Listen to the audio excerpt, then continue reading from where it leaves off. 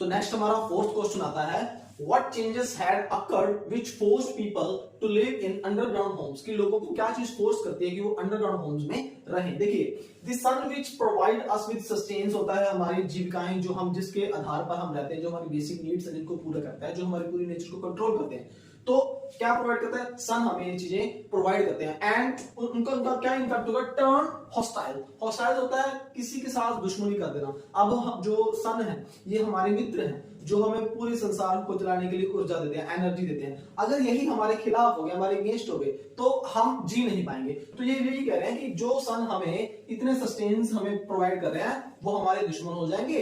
And the result to upset the balance of nature on the planet. और जो nature का balance बना हुआ है हमारी अर्थ पे, हमारे प्लेनेट पे, वो क्या हो जाएगा? वो इम्बैलेंस हो जाएगा और हम जो है ना यहाँ पर रह नहीं पाएंगे। तो इसलिए ये इसका वहां पे बताया गया। देन कॉम्प्रिहेंशन जो हमारे पास क्वेश्चन आए हुए हैं उसका भी करते हैं। फर्स्ट है हमारा, why was everyone in the control room greatly excited? जो कंट्रोल रूम में जितने भी साइंटिस्ट थे वो एकदम से एक्साइटेड क्यों हो गए? What were the reasons behind that? वो कहते हैं कि everyone in the control room was greatly excited because they had seen two spacecrafts coming toward their planet. उनको दो स्पेसक्राफ्ट अपनी ओर आते हुए दिखाई दिए, जिस वजह से वो क्या हो गए? एक्साइट हो गए। देन सेकंड क्या करा? वो दी स्पेसक्राफ्ट मैन्ड और अनमैन्ड? How do know? जो स्पेसक्राफ्ट आए थे वो मैन थे या अनमैन्ड थे? यानी कि उसके अंदर कोई ह्यूमन बीइंग थे या वो मतलब एक कोई इलेक्ट्रॉनिक चीजें थी जिनके अंदर नहीं थे। जैसे चंद्रयान 3 गया तो उसके अंदर कोई मैन इस तरह के नहीं था, वो रॉकेट था।